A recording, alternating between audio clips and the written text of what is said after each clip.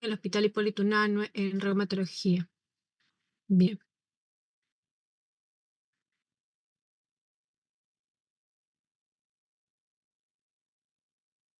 Bien, esta enfermedad, síndrome de Sjögren, la conocemos desde hace mucho tiempo. Al inicio, el reumatólogo, ya estamos hablando hace de varias décadas, pensó que era una de las enfermedades más inocuas para el paciente por la gran cantidad de enfermedades que vemos de tipo inmunológico. Sin embargo, ya con el tiempo, desde hace ya más de una década, se ha visto de que esta enfermedad, sobre todo las complicaciones y el tipo de enfermedad que puede dar según el grupo que es afectado, va a tener un pronóstico reservado, sobre todo, más que todo por las complicaciones de una enfermedad sistémica o por la aparición de formas malignas al poder estar relacionado con, sobre todo, linfomas. Se determina como una enfermedad autoinmune, sistémica, que va a afectar sobre todo la glándula secretoras endocrinas, determinando los síntomas característicos que conocemos, como es la sequedad a nivel oral y a nivel ocular. Sin embargo, no es solamente esto lo afectado, sino hay también compromiso extraglandular, determinando afectación de otros órganos, principalmente a nivel de cerebro, a nivel de aparato digestivo, cardiovascular y también a nivel de la piel. Además del riesgo asociado, como les decía, de presentar neoplasias hematológicas, sobre todo el linfoma. Entonces, aquí al costado podemos ver diferentes enfermedades que van a presentarse en este síndrome.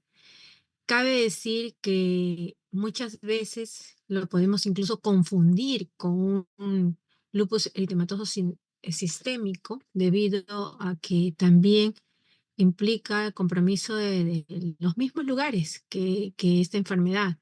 Sin embargo, hay que determinar que hay características, sí, muy particulares. A nivel de la piel, ahí es una característica. La lesión principal es la púrpura que se presenta en estos pacientes, o también una enfermedad cardiovascular con el fenómeno de Raynaud, que más bien en el lupus es más frecuente que en el síndrome de Sjögren. Hay que también resaltar, sobre todo, que la sequedad no se engloba solamente a nivel de regiones oculares, orales, sino también de todas las mucosas internas que tenemos, incluso también mucosas vaginales o a mucosas del el área íntima de la persona, ¿no?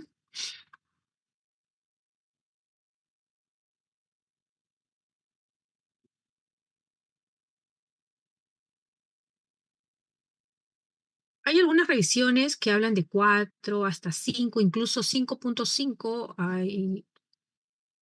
Aparte de esta autora Wang, tenemos también a otros autores como Pilar Brito, o incluso también autores que van a referir como o Molina Huertas, que van a referir que esta incidencia de 4, 5, 6 por 100.000 habitantes se pueden presentar, de los cuales el 70% en este caso se presenta como síndrome de Sjögren primario, es decir, el síndrome que no está relacionado con otras enfermedades. En cuanto a la prevalencia, es más amplio, es de 0.2, incluso algunos muestran 0.133, hasta 2.7, y otros incluso lo refieren, lo llevan hasta 3.5% de la población. El síndrome de Sjögren secundario es más común, puede afectar también hasta el 19% de pacientes con otras enfermedades. tenemos, por ejemplo, el lupus, o tenemos también con más frecuencia aún AR, esclerodermia y otras enfermedades que vamos a ver como la cirrosis biliar hepática, como también el mismo HIV, tiroiditis de Hashimoto, u otras enfermedades que van a una hepatitis autoinmune que van a tener relación con el sistema inmunitario. Al igual que la artritis, el sexo predominante es mujer a hombre de 10 a 1, incluso otras revisiones hablan de 9 a 10 mujeres por cada varón que pueda estar comprometido. En realidad, síndrome de Sjögren varón es muy poco frecuente. No, artritis hemos visto, lupus hemos visto, pero el síndrome de Sjögren en varón casi no se ve. La edad predominante entre los 40 y los 60 años, una etapa en donde ya no es una etapa reproductiva, es lo que más refieren los autores. Y eso sí, rara vez se reporta esta enfermedad en niños. Cosa diferente lo podemos ver en artritis reumatoide, en lupus eritematoso sistémico o otras enfermedades de dermatopolimicitis, por ejemplo, que se presentan en niños. En cambio, síndrome de Sjögren, rarísimo que lo veamos en niños. Y en cuanto a las razas, en realidad puede observarse en todas las razas, en cualquier raza. Sin embargo, se ha visto que es bastante común en los caucásicos, ¿no? Aquí, más o menos este cuadro, que les he podido ver algunas características de lo que tenemos en síndrome Sjögren primario y síndrome Sjögren secundario. En el primario, los síntomas específicamente hacia la sequedad, serostomía, seroftalmia. Hay una asociación inmunogenética, ya vamos a ver también el lado de la fisiopatología. Aquí con la molécula HLA DRB1 0301 1501 específicamente para primario, ¿no? Cosa que en el secundario no está relacionado de esta manera, sino más bien se relaciona con las moléculas de cada enfermedad a la cual se asocia. Aquí en el primario, serológicamente, se busca la reacción contra los antígenos para anticuerpos anti-Ro, SSA, anti-La, SSB.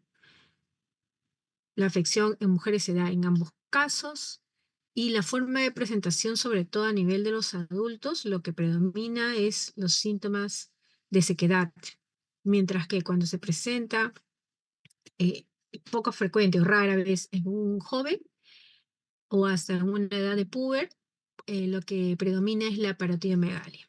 Incluso por eso es que se llega a confundir, el diagnóstico se hace más lento porque se llega a confundir con un problema de parotiditis infecciosa.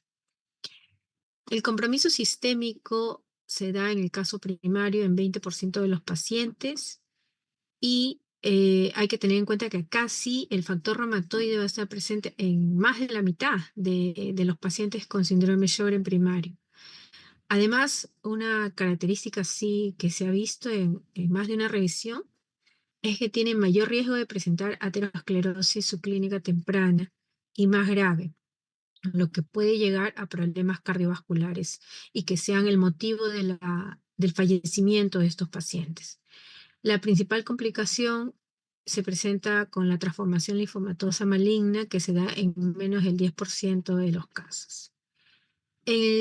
Por otro lado, el síndrome de Sjögren secundario, que está relacionado con otras enfermedades, hay que tener en cuenta que cuando se presenta sobre todo con artritis reumatoide, que es la enfermedad a la que más está asociado, lo que hay que definir primero es la presencia de la sinovitis poliarticular simétrica, que si bien es cierto nos puede referir solamente que sería una artritis reumatoide, pero si presenta los demás síntomas de sequedad, incluso todos los criterios que vamos a ver que se utilizan del 2016 del EULAR, entonces se debe determinar que el paciente más bien tiene una enfermedad de síndrome de Sjögren asociado a artritis reumatoide, que quizás lo tiene primero en la mayoría de los casos. El tener esta enfermedad no modifica el pronóstico ni la evolución de la enfermedad de base. El paciente con artritis reumatoide generalmente tiene algún, o sea, la complicación de muerte por algún compromiso, sobre todo a nivel de su pulmón, a nivel riñón, a nivel cardiovascular. Y ese es el mismo pronóstico que se le da para el paciente también que está presentando concomitantemente síndrome Sjögren. Ahora, en este caso sí, el factor reumatoide va a estar más bien con mayor porcentaje de presencia, en un 98%, sobre todo de los pacientes que pueden sí tener artritis reumatoide asociado, como que no.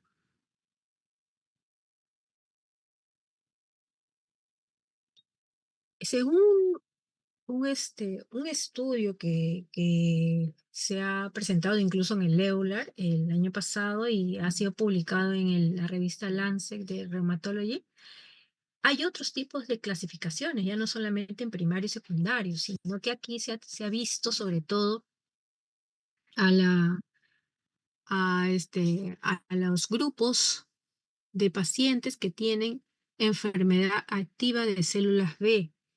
Para esto se ha considerado sobre todo las características de los síntomas principales que consideran como síntomas propios de la enfermedad. Ahí consideran al dolor, a la fatiga, a la sequedad, ansiedad y la depresión como síntomas propios de la enfermedad de Sjögren. Entonces forman un primer grupo VALS con aquellos pacientes con enfermedad activa de las células B con baja carga más bien de dichos síntomas.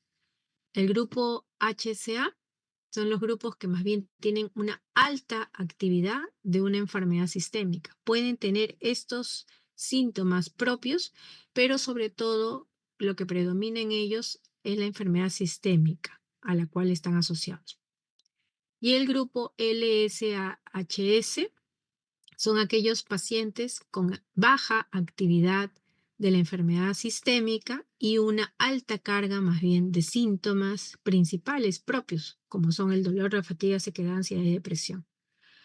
Entonces, lo que buscan sobre todo es que estos hallazgos para determinar esta clasificación determinó que el hecho, hay que resaltar de que los pacientes presentan manifestaciones sobre todo sistémicas y que la carga de síntomas es bastante alta. Sin embargo, hay que ver que se diagnosticó en este mismo estudio linfoma en 3% del grupo VALS y en 4% del grupo HSA. Sin embargo, no hubo caso de linfomas en el último grupo, LSAHS.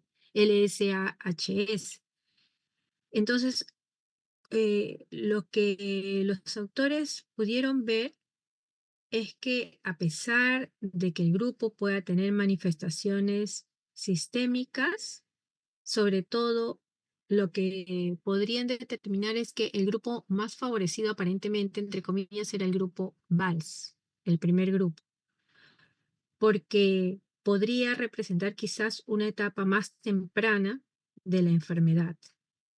Pero sin embargo tenían que estar alertas porque podían en algún momento progresar hacia una forma más sistémica, ¿no?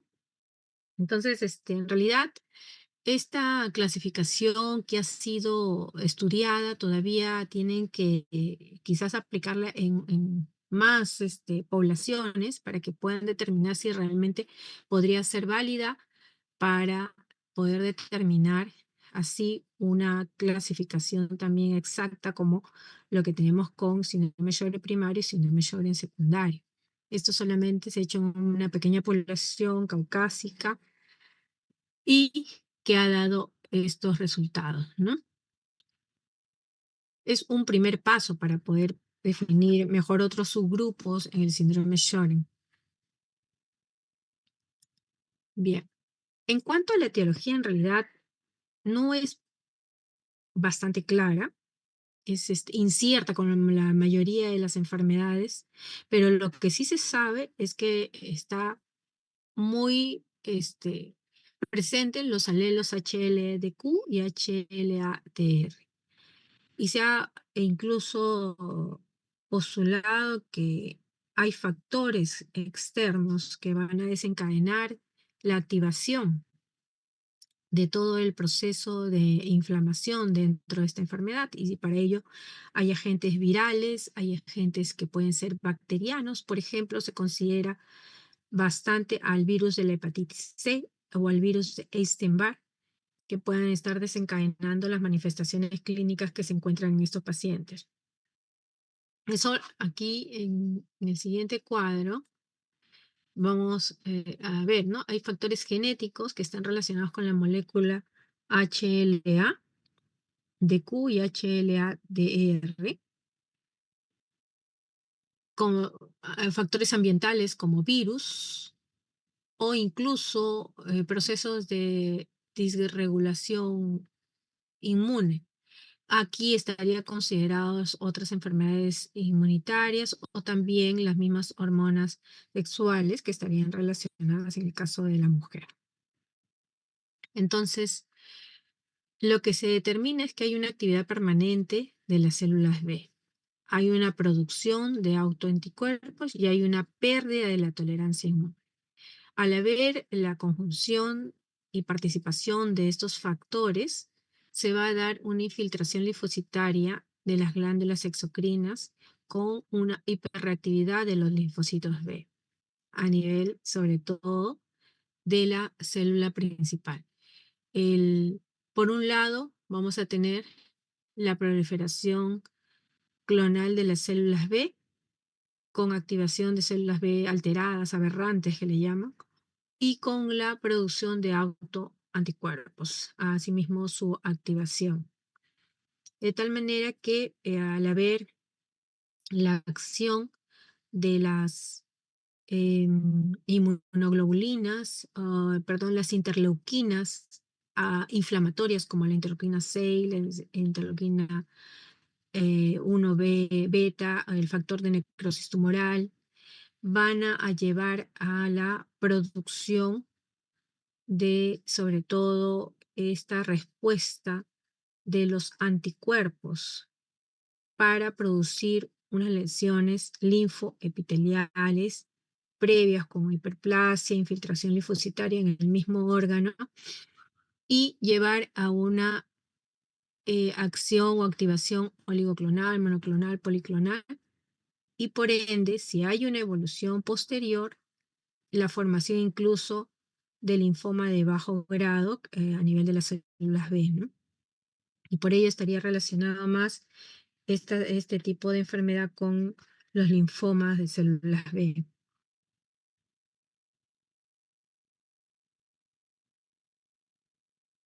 Este esquema mucho más simplificado, aquí nos muestra sobre todo la causa del factor que podría ser un virus, el complejo inmunitario, que vienen sobre todo a activar esas células dendríticas plasmocitoides para la formación sobre todo de eh, de este sistema BAF. Aquí no sé si la producción del BAF inducida por justamente el interferón que conduce a una mayor producción y diferenciación de estas células B con la producción de los autoanticuerpos como resultado para producir posteriormente las lesiones en estos pacientes. Generalmente la mayoría de los casos de síndrome Sjögren primario se producen de forma esporádica. En realidad, a veces el paciente dice, pero mi familia no tiene esta enfermedad previa, como lo que sí ocurre muchas veces en los pacientes con artritis reumatoide. Sin embargo, esto se puede producir incluso en ausencia de antecedentes familiares de esta enfermedad.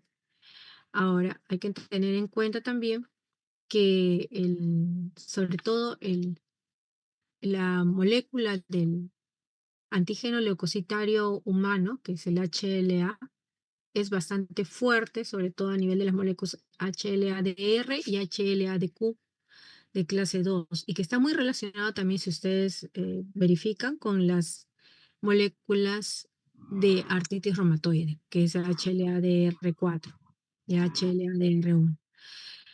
Entonces, esta patogénesis implica en realidad una compleja interacción de varios factores y la parte genética, la parte ambiental y la parte de complementos, sobre todo humorales, también están implicados.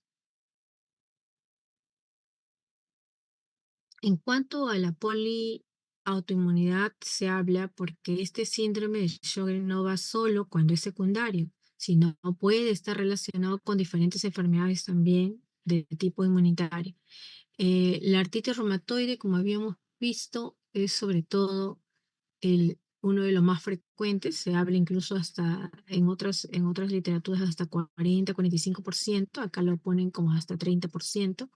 Lupus, que puede estar relacionado hasta un 20% de los casos.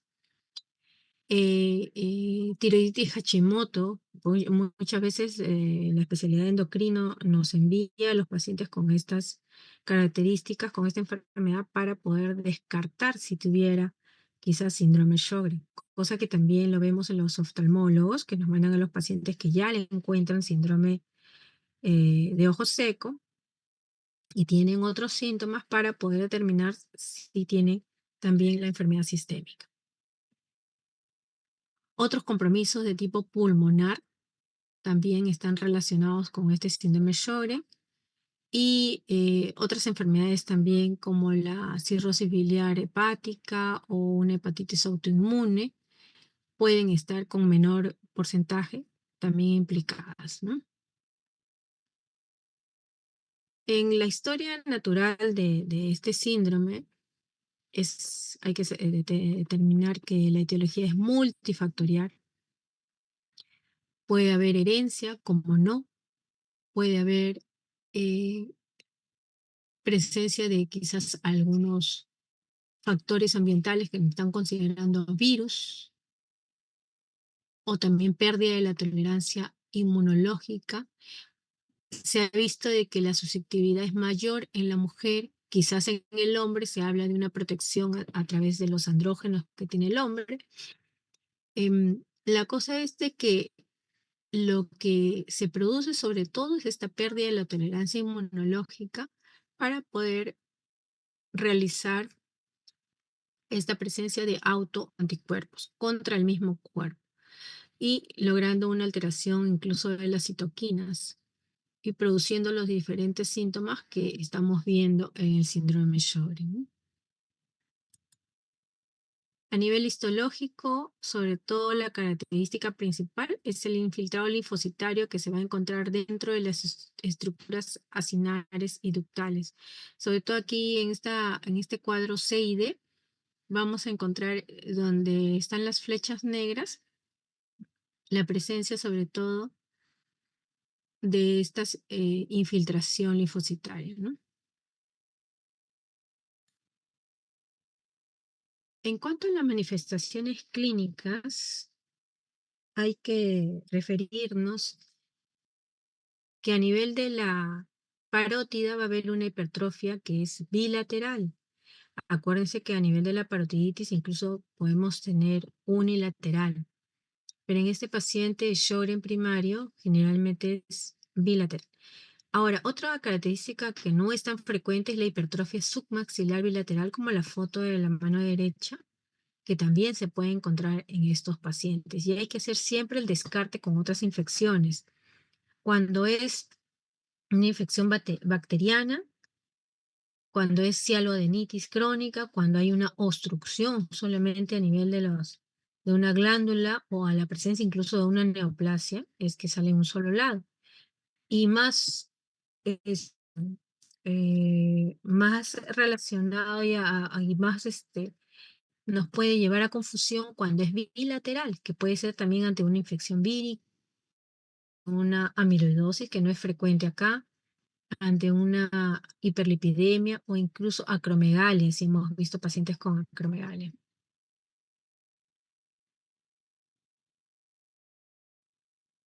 Y los síntomas glandulares, cuando le preguntamos al paciente acerca de la sequedad, lo importante es buscar que el paciente no tenga sobre todo estas lesiones corneales, como serían las úlceras a nivel del ojo. Entonces, para ello es imprescindible que el paciente vaya a oftalmología y le haga sobre todo los test importantes. Uno de ellos es el test de Schimmer, que es el que está mostrando. Un poco incómodo porque le tienen que poner al pacientito un filtro en el borde inferior del párpado para poder detectar una producción deficiente de lágrimas. Esto no toma más de 5 minutos, sin embargo, también es un material que muchas veces se acaba en el hospital, por ejemplo, y no lo tenemos actualmente para poder realizarlo en el mismo consultorio, pero sí es uno de los criterios que se toman en cuenta para la clasificación como síndrome de Sjögren. Esto principalmente lo hace oftalmología. En cuanto a las características orales, la sequedad de boca no solamente es el sentir que el paciente le falta saliva, sino que lo que le provoca al paciente, ¿no? Una lengua roja, lisa, seca, que incluso muchas veces algunos me refieren que les pica, caries dentales severas que van avanzando. A veces el odontólogo es el que se encuentra con este síntoma y también nos envía al paciente. Puede haber sequedad a nivel no solamente de la boca, de la lengua, sino de los labios, con grietas a nivel de las comisuras, y esto fácilmente lleva a la proliferación de la cándida, ¿no? Produciéndose una candidiasis oral bastante crónica, que si no se le detecta a tiempo, el paciente le puede impedir incluso tomar sus alimentos. Entonces, estos síntomas hay que tener en cuenta a nivel de sequedad. De por sí, uno puede decir, pero es una enfermedad poco grave, pero no es así. Esto altera mucho la calidad de vida del paciente, se dificulta mucho sobre todo su paz, el que puedan estar bien, alimentarse adecuadamente, tomar bien sus alimentos. Buenas primeras le provoca mucha insatisfacción, ¿no? Y altera sobre todo la calidad de vida del paciente. Esta serostomía, para hacer una evaluación exacta, tendríamos que mandar al laboratorio a hacer la medición de flujo salival, que es lo que se denomina la cialometría. Puede ser estimulado o no estimulado. Acá tenemos incluso, más adelante creo que está el cuadrito en donde una manera de que puede estimular el flujo salival es utilizando chicle, masticando chicle, que sea sin azúcar, o incluso chupando cítricos para que pueda tener mayor flujo salival y pueda salir adecuado esta medición. El segundo punto, si no llega a hacerse la medición de flujo salival, puede hacerse una gamografía salival también. Es un poco más costoso, pero es más exacto. Y por último, si no se cuenta con ninguna de las dos, y es lo que generalmente hacemos, es la biopsia de glándulas salivales, que es el patrón de oro para poder diagnosticar el síndrome de Sjögren primario. Pero hay que saber que tiene aún así una tasa de falsos negativos que casi va al 20% de casos. Entonces, no una prueba no es totalmente diagnóstica, ¿no? Siempre hay que tener en cuenta los otros criterios que vamos a ver. Ah, siempre cuando sospechemos de lo que primero nos viene al consultorio es la presencia del ojo seco. Entonces lo que tenemos que tener a primera mano es las causas de esa serostomía. Entonces, antes de que podamos ver si en el paciente podemos evaluar bien la medición de flujo salival, tenemos que saber si no está recibiendo quizás radioterapia por algún motivo o está consumiendo algún fármaco como antihistamínicos, a veces antidepresivos, antipsicóticos, ansiolíticos, porque hay muchos pacientes que dicen no puedo dormir bien y ellos mismos eh, toman el alprazolam, por ejemplo, o también estén en alguna dieta y tomen estos productos para la anorexia o incluso tengan alguna complicación a nivel cardiovascular, una insuficiencia cardíaca y estén tomando diuréticos y otros fármacos, ¿no? Entonces hay que descartar eso. Asimismo, hay que descartar que el paciente sea muy mayor, por eso también puede haber sequedad, que el paciente en el momento de dormir tenga una respiración oral que también seca las vías respiratorias o tenga incluso diabetes, que también hemos visto a varios pacientes con diabetes, con HIV, con SIDA, o con infección por virus de hepatitis C, que también tienen estas características de sequedad sin ser síndrome Sjögren. Entonces, siempre descartando otras causas de esta sequedad. Entonces, ya a nivel glandular, podemos ver esos síntomas. A nivel extraglandular, tenemos otros síntomas a nivel del sistema nervioso. Una periférico puede ser una neuropatía periférica o una polineuropatía.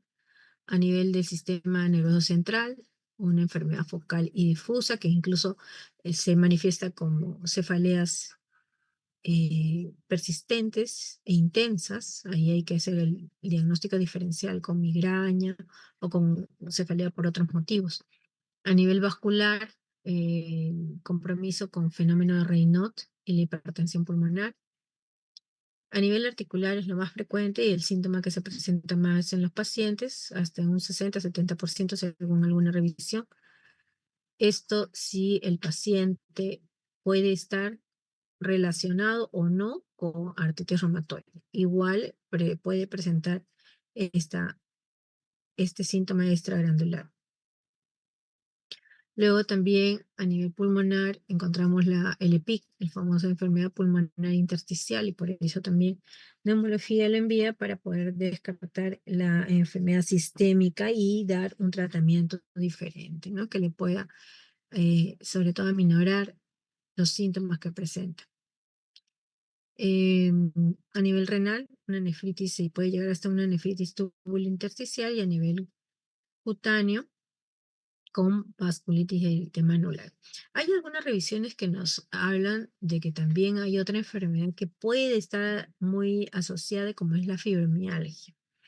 Sin embargo, aquí hay que descartar sobre todo que sea netamente o fibromialgia o, sin embargo, una presentación de síntomas musculoesqueléticos como mialgias o incluso como contracturas musculares o síndrome miofacial, ¿no? Entonces, esto siempre hay que diferenciarlo bien. La artritis incluso nos puede presentar como la artropatía de tipo Yaku, es decir, la artropatía que es reductible, que vuelve a su lugar en las falanges, no está ya desviado permanentemente como en la artritis reumatoide.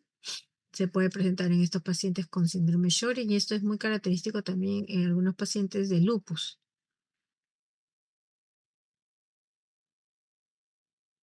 Ya en un cuadrito, las afectaciones sistémicas del síndrome Sjögren, ya con porcentajes, nos habla de las características a nivel de todos los sistemas y órganos que habíamos referido. Y aquí lo que más llama la atención es sobre todo a nivel de piel, la púrpura cutánea en un 88% de pacientes, o la artritis simétrica y no erosiva en un 71% de los casos. O sea, con ese rango de presentación. Esto para mostrar más que todo las lesiones que pueden presentar los pacientes, la parotidomegalia, la artritis simétrica o puede ser asimétrica, en forma también incluso con tenosinovitis, la púrpura cutánea, el eritema anular. Hay que diferenciarlo también de otras enfermedades, otras entidades a nivel de dermato, la enfermedad pulmonar intersticial, que se puede presentar a nivel pulmonar, lesiones inflamatorias del sistema nervioso central, mielitis longitudinal, según algunas referencias, incluso también petequias a nivel de la mucosa oral. Esto hay que descartarlo y diferenciarlo mucho de la vasculitis en sí, la vasculitis asociada a ANCA, que pueden estar presentando los pacientes, como una poliangiitis microscópica, por ejemplo, ¿no? Y también la afección sistémica por linfoma, que pueden presentar a algún porcentaje menor de pacientes, ¿no? En 3 series con buena cantidad de población, 100 pacientes, 400 pacientes, 151 pacientes en la serie de Carballido. De Fernández Carballido, perdón, tenemos que hay ciertas similitudes. En todas, el porcentaje mayor se presenta en mujeres. Eso ya no cabe duda. La edad de presentación, si ustedes ven, habíamos visto 40, 60 años, se cumple. Acá 48 años para una serie, la de Davison, 53 para García Carrasco y el 59,6 cercano a los 60 años, Fernández Carballo. Entonces, esa fue la edad media de presentación. El tiempo del seguimiento que se hizo, la serie que más se siguió fue la de Davison, ¿no? De 10 años. Los síntomas de sequedad. El 100% tenía serostomía en la de Davison y el 95% seroftalmia. Y porcentajes también casi cercanos en las otras series, 98%, 97,5%, o sea, no baja del 90% y es una buena presentación en la cantidad poblacional, sobre todo que se tiene en estas series. Otra característica, las artralgias, el fenómeno de Raynaud y el compromiso respiratorio, sobre todo en la de Davison. Ya en las otras, aquí sí hay diferencias, solamente la artritis fue más representativa junto con la presentación del ANA, o sea, un análisis laboratorial, y el factor reumatoide en la serie de Fernández Carballet. Mientras que el ANA y el factor reumatoide, con incluso el anticuerpo anti-Ro, se presentó en la de Davison.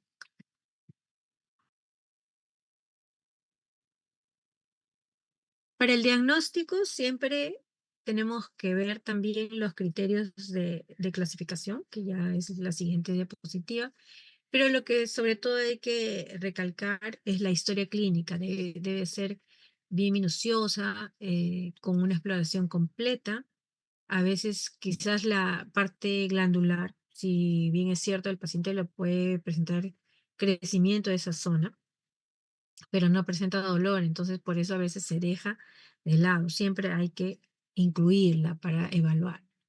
El test de Schimmer y el de tinción de rosa de Bengala, esto realizado por un oftalmólogo, o la medición del flujo salivar, eso a nivel de cirugía de cabeza y cuello. Luego también al laboratorio que vamos a pedir lo que nos sirve: hemograma, su factor reumatoide, ANA, anti-RO, SSA, anti-LA, SSB. Podemos también pedir de lo que hay, quizás en el lugar donde estemos, un proteinograma, su radiografía de tórax para si es que está presentando alguna sintomatología respiratoria. Y la biopsia de glándula salival en realidad es bastante sencilla y se puede pedir para el área de cirugía, donde pueden realizarla, ¿no? Pero acuérdense que también hay un margen de falsos positivos en ese examen.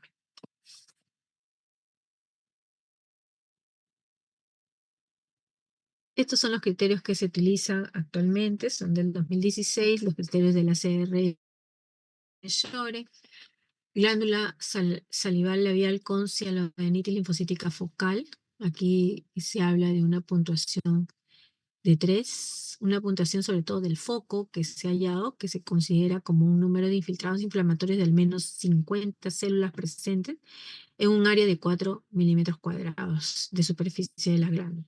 Entonces, esto sí es exacto cuando lo queremos pedir. Incluso la biopsia que se le manda al patólogo, hay que especificarle que queremos determinar síndrome Shore.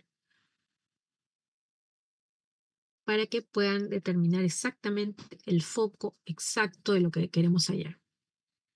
La presencia de anticuerpos anti-SSA, anti-RO, que eso lo hallamos sobre todo en un perfil ENA, o lo podemos pedir individual también. La puntuación del test de Schimmer, la puntuación de tinción ocular con rosa de bengala, el, la medición del caudal de saliva total, eso es el no estimulado. En realidad, esto no se hace en la práctica, es un poco complejo de poder hallar al profesional que lo pueda realizar. Así que más se toma la prueba de Schimmer, que es más práctica, y quizás la biopsia, sobre todo de la glándula salival. Entonces, para cumplir con los criterios de inclusión, los pacientes deben tener por lo menos 4 o más de estos criterios. Uno debe ser de todas maneras el de sequedad, tanto oral como ocular, y luego también el otro que es muy válido es el anticuerpo anti-SSA y anti-RO, ¿no? Entonces es importante el prueba de Schimmer, que es bastante fácil de realizar, para poder tener los 4 puntos. Hay que tener en cuenta que tenemos que excluir a los pacientes que estén con radioterapia, a los que estén con HIV avanzado, a los que tengan hepatitis C también confirmado, a los que estén con amiloidosis. Sarcoidosis no es frecuente en nuestro país, pero amiloidosis sí se puede presentar. Igual la enfermedad de injerto contra huésped o relacionada con inmunoglobulina G4. Entonces, teniendo en cuenta esas exclusiones, clasificamos a nuestros pacientes. En cuanto al laboratorio, muy aparte de lo que ya hemos pedido, necesitamos saber una velocidad de sedimentación que generalmente en estos pacientes está elevado. Hay una anemia por la misma enfermedad crónica que es el síndrome Sjögren. Puede haber leucopenia también, al igual que el lupus eritematoso sistémico también tiene leucopenia, eosinofilia, hipergamaglobulinemia, presencia de los anticuerpos antinucleares. Aquí es donde ya encontramos, si encontramos sana, entonces ya tenemos que pedir los subanticuerpos, que vendrían a ser anti-RO y anti-LA. Puede haber la presencia de factor reumatoide, o el anticuerpo también anti-alfa-fodrina. Este es bastante escaso también este marcador diagnóstico para un síndrome Sjögren juvenil, pero es poco frecuente que veamos un síndrome Sjögren juvenil, ¿no? Y este anticuerpo solamente lo pueden hacer en ROI. Asimismo, también tenemos que ver con la depuración de creatinina, urea creatinina, porque puede estar disminuido en el 50% de los pacientes, y en ese caso evaluar también el componente nefrológico. Entonces, un algoritmo para ver síntomas de ojo seco. Nuestro paciente viene procedente de oftalmología con síntomas de ojo seco ya determinado. Tenemos que ver si este paciente tiene o no síntomas orales. Si tiene, sí, entonces hay que considerar quizás síndrome Sjögren, pero para ello hay que pedir sobre todo los autoanticuerpos. Cuando ya el oftalmólogo envía al paciente y dice, tiene síntomas de ojo seco, quiere decir que ya le hizo el test de Schim para que nos pueda dar ese diagnóstico. Entonces, si nosotros estamos sospechando de síntomas orales secos, tenemos que mandarlo a cirugía de cabeza y cuello para su biopsia y a la vez tomarle los autoanticuerpos anti-RO y anti-LA.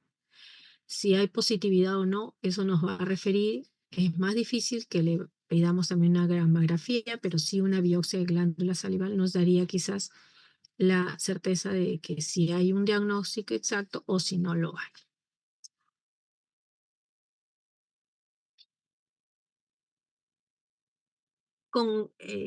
Acá, para mostrarles el diagnóstico diferencial con otras entidades, que es también de consideración, sobre todo en los pacientes. Nosotros atendemos también pacientes con HIV que vienen sobre todo por la presentación de dolores articulares, pero últimamente ya están viniendo también los que tienen síntomas de sequedad. Entonces hay que ver que estos sí, más los pacientes son del orden masculino, son jóvenes, a veces no tienen los anticuerpos anti-LA, pero sobre todo tenemos que ver sus características también de la mucosa oral y la presencia del anticuerpo anti-RO, anti-LA, para poder determinar si tiene o no esta enfermedad. Con los pacientes de hepatitis del virus B, virus C, perdón, también es indiferente, puede ser en hombre o mujer, se da en todas las edades, pero aquí también lo que predominantemente tenemos que ver si tiene o no la enfermedad, pero generalmente no debe presentar los anticuerpos anti-RO, anti-LA. Y poder diferenciarlo de que si se trata de una enfermedad, sobre todo de solamente infección por virus de hepatitis C, porque está mostrando la característica de sequedad oral o a veces sequedad de ojos simplemente, ¿no? En cuanto al tratamiento, bueno, la queratoconjuntivitis seca tenemos de todas maneras medidas generales. Evitar un ambiente seco. Y un ambiente seco vendría a ser un ambiente incluso que se usa mucho el aire acondicionado, ¿no? Hay que evitar la desecación también con gafas al salir ante un escenario quizás con mucho sol. Se tiene que utilizar también lágrimas artificiales y eso es cada 2 horas. A veces es bastante quizás incómodo para el paciente cada 2 horas estar tomando en cuenta, ¿no? De 8 a 10, de 10 a 12, 12 a 12 me dice así un paciente, ¿no? Y cuando duermo, doctora, obviamente que cuando duermes ya, pues, ¿no? O sea, ahí se va a pasar más de 2 horas, no vas a estar levantándote cada 2 horas. Entonces, pero eso sí, tu última aplicación de lágrimas tendría que ser justamente antes de dormir, para que puedas dormir con lubricación adecuada. Luego, para esta seroftalmia leve o moderada, aparte de esas lágrimas artificiales, hay que ver la irritación local y para ello a veces los pacientes incluso usan cremas para su piel y a veces la crema se corre hacia la parte de los párpados, hay que tener en cuenta eso. Em, Quizás tener también otros, cambiar de hidratante que a veces le arde, le puede dar picazón, prurito en esa zona. Entonces todo eso hay que mandarlo incluso a dermatología para esas incomodidades del paciente. Ya con seroftalmia grave, o sea que sea ya muy severa, ya ahí las lágrimas no solamente es en forma de líquido, sino también se utiliza el gel para que pueda permanecer más tiempo en ese lugar la humedad a nivel de los ojos. Ya se utiliza incluso, según algunas referencias, la ciclosporina tópica, pero también vamos a ver que vamos a usar ya otros, se puede usar otros biológicos como el rituximab y vamos a ver en posteriores diapositivas. Entonces, hay que tener en cuenta también que se puede hacer oclusiones temporales con el fin de poder evitar que las lágrimas más bien que deben mantenerse adentro se salgan, porque a veces con el paciente lagrimea, eh, aunque a pesar de que tenga cierta sequedad, no debe perder esas pocas lágrimas que tiene, entonces se le pone oclusiones temporales al paciente. Se solicita que sea sobre todo de silicona para que eso no sea absorbido por algún paño, por algo, ¿no? Y lo que se quiere evitar más bien que se pierda esa lágrima, sino que sea de algo o plástico o de silicona o de colágeno, se refiere para que pueda mantener húmeda esa zona, ¿no? En cuanto a la serostomía, la medida general es, obviamente, se le habla al paciente de la hidratación abundante, evitar los alimentos muy azucarados, tener sobre todo los humidificadores en aerosol, la saliva, la famosa saliva artificial. Antes había bastante el producto salival, pero ya ha sido un poco descontinuado, más que todo por el registro que tienen que tener, pues viene de afuera y para poder aquí pagarlo, parece que eso se les hace dificultoso a la empresa, porque era un buen producto que incluso había en aerosol y en líquido. Pero creo que han salido otros que el paciente puede utilizar. O lo otro, un tratamiento estimulante de la secreción, el uso de los chicles, como les decía, con baja azúcar o sin azúcar, caramelos, el mismo cítrico, o el uso incluso de la cevimelina y la pilocarpina, que también vamos a hablar más adelante en las otras diapositivas, ¿no? Eh, y en investigación tenemos también al interferón alfa y el anti-TNF alfa, ¿no?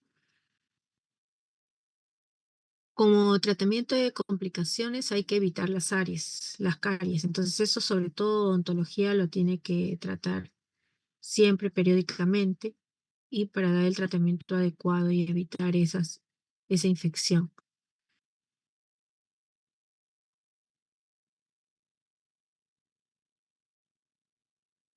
Acá también una forma de resumen para la queratoconjuntivitis seca, siempre educar al paciente en las medidas generales, el uso de las lágrimas artificiales, se puede usar pilocarpina, cevimelina, pero hay que tener precaución con las reacciones adversas de estas mismas, ¿no? Que a veces más bien incomoda al paciente, como son las sudoraciones, cefaleas, náuseas que pueda tener. Se habla de la ciclosporina en forma tópica que se puede utilizar y hay que tener con esto precaución porque puede provocar un poco de ardor en los ojos si es que hay sobre todo úlceras corneales o daño corneal. Se utiliza también corticoides tópicos a corto plazo, pero hay que evitar el uso muy persistente de mayor cantidad. Tiene que ser algo muy pequeño porque puede provocar más bien glaucoma y cataratas. Y en el caso de oral, de la vía oral seca, también educar al paciente, enseñarle de qué manera puede haber los sustitutos de saliva caseros que podamos tener, o incluso el uso de la pirocarpina, sedimelina, que también aquí nos ayuda. Y también teniendo en cuenta que no solamente es a nivel oral y ocular que hay la sequedad, sino también a nivel de las otras regiones. Y para ello, conjuntamente, quizás ginecología nos puede ayudar con algunas crema vaginal o también el uso de algún tratamiento específico para la fatiga. Estos pacientes también se caracterizan por tener mucha fatiga. Y en estos casos se les indica sobre todo terapia física. La hidroxicloroquina les puede ayudar mucho con este síntoma o también acudir a psiquiatría, ¿no? Para el uso de las terapias, sobre todo grupales.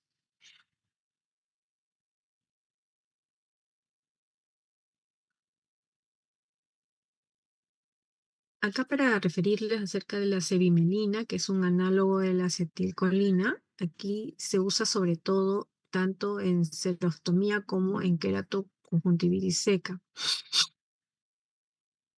Esto al igual que la pilocarpina, cevimelina y pilocarpina. Se utiliza en realidad muy poco en nuestro medio, lo que más bien más prometedor se ve es el uso de biológicos como el rituximab, sobre todo para el tratamiento ya con enfermedades extraglandulares como es vasculitis, neuropatía periférica, creoglulinemia, que no es frecuente en nuestro país, pero sí, sobre todo estas características del tipo neurológico.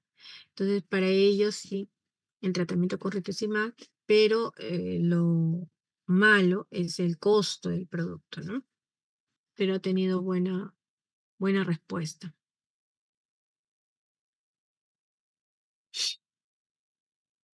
Esto más que todo para ver las dosis que se da en el caso de pilocarpina, cevimelina, e incluso el rituximab que se da vía endovenosa, de acuerdo al área corporal del paciente.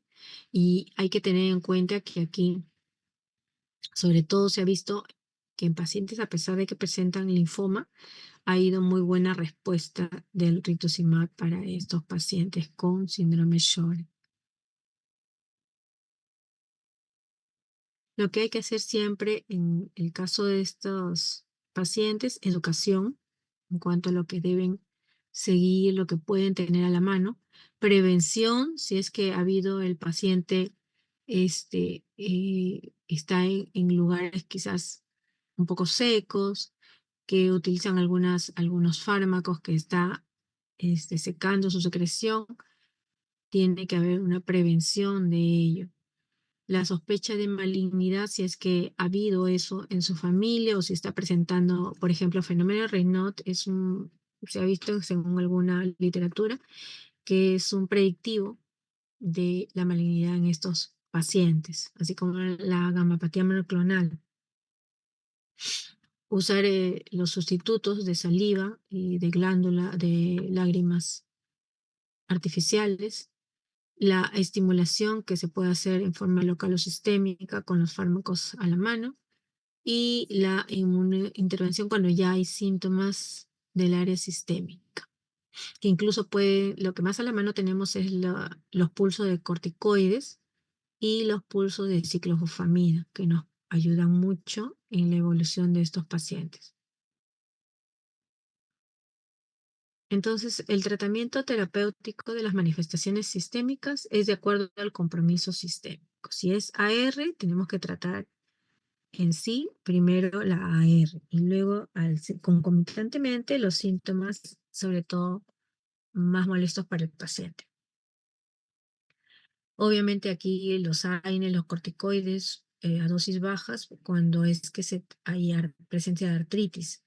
O en el caso de los mismos lesiones, supongamos en lupus, tanto la artritis como lesiones en piel, o incluso síntomas que pueden estar relacionados con úlceras orales, con caída del cabello. Acá utilizamos de primera mano en base la hidroxicloroquina. Y ya hay algunas revisiones que usaron o usan el infliximab en síndrome Sjögren primario y que hubo un buen control en cuanto a las manifestaciones locales, sobre todo y sistémicas, ¿no? Aquí la indicación para cada presentación de signo sistémico, ya sea la artritis, la neuropatía intersticial, nefritis tubulointersticial, neuropatía periférica o vasculitis. El uso, sobre todo, de AINES y corticoides, conjuntamente con hidroxicloroquina, si está presente la artritis, o quizás subir un poco más la dosis de los corticoides, ya si hay una neumopatía intersticial, o si hay este compromiso a nivel nefrológico, sí, de preferencia que lo evalúe siempre el nefrólogo. Si es que hay que hacer reposición de potasio y bicarbonato, eso es el manejo de nefrología. O por otro lado, quizás adicionar gabapentina, antidepresivos, si es que está presentando neuropatía periférica nuestro paciente, o si ya hay una vasculitis crioglobulinémica, es poco frecuente, pero puede haber otro tipo de vasculitis en estos pacientes. Y nosotros sí utilizamos de primera opción los pulsos de metilprednisolona. Y acá sí, también no está, pero podemos utilizar la ciclofamina antes que un rituximab, que realmente para nosotros está no tan a la mano. Si hay ya linfoma o sospecha de linfoma de células B, tiene que obviamente ir a la entidad adecuada, ¿no? El área sobre todo de oncología. Estos son drogas terapéuticas biológicas en experimentación, pero que sí en experimentación para usarlo para síndrome Sjögren, porque ya los tenemos a la mano, como es el belimumab, el tocilizumab, el abatacept, son son biológicos que los conocemos, que se utilizan para otros tipos de enfermedades, sobre todo la artritis reumatoide, y que han mostrado o están demostrando que puedan tener cierta mejoría también de los síntomas de síndrome Sjögren. Medidas generales, la buena hidratación, el tomar bastantes líquidos, evitar los fármacos que te producen sequedad, mantener siempre un libre pasaje de aire a través de nuestras fosas nasales, evitar sobre todo el aire acondicionado, utilizar cremas, siempre cremas, porque la sequedad no solamente se da en la mucosa, sino también a nivel de la piel, limpieza oral frecuente y con un odontólogo, em, utilizar siempre en todo momento ante el sol gafas de protección, crema protector solar también para evitar la sequedad. Si el paciente con síndrome Sjögren ya tiene esa tendencia a formar linfoma, lo que va a pasar es que esta activación policlonal de células B va a aumentar a una activación poli oligomonoclonal de células B y por lo tanto activación perenne y permanente de estas células B. La exocriinopatía va a ser crónica. La enfermedad obviamente va a tender a ser una enfermedad sistémica y posteriormente la presencia de un linfoma. En este caso, esta foto clínica se halló un aumento de volumen de una sola región parotidia hacia un solo lado y se identificó que el paciente más bien estaba portando un linfoma de células B al costado de su histología. El pronóstico en general, si es síndrome Sjögren primario, sin ninguna evolución a malignidad, es un pronóstico generalmente bueno. Pero cuando ya es secundario y está su pronóstico más relacionado con la entidad que está presente, ya sea R, ya sea LE, ya sea linfoma, ya sea esclerosis sistémica o los diferentes tipos de hepatitis autoinmune o tiroiditis Hashimoto. O sea, ya va relacionado con el pronóstico de esa enfermedad asociada. Hay que tener en cuenta que el síndrome de Sjögren primario se asocia con menores factores de riesgo cardiovascular y por lo tanto menor riesgo de eventos cardiovasculares graves, en comparación con los que sí estarían relacionados con otras enfermedades como el lupus, que sí tiene un alto riesgo cardiovascular. Otra cosa que determina también un pronóstico es la función salival y lagrimal. Generalmente se estabiliza, ¿no? O sea, no es que toda la vida esté de esa manera, puede estabilizarse y hay que tener en cuenta que siempre hay que evaluar al paciente con sus controles, anticuerpos, anti-SSA y complementos C3, C4, que más bien lo que pueden hacer es valorarnos que hay una disminución de la función y por lo tanto el paciente va a tener un pronóstico más sombrío, ¿no?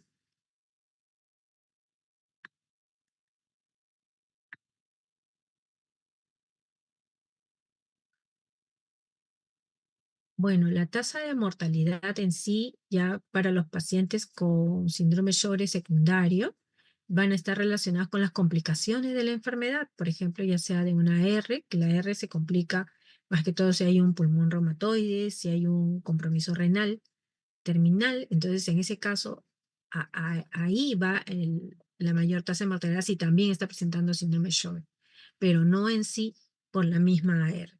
El lupus sí es el que tiene mayor compromiso del sistema en sí, a nivel cardiovascular, pulmonar, renal, y tiene mayores complicaciones, y sí lo puede llevar el paciente, que también además tiene síndrome Sjögren, a una mortalidad mayor.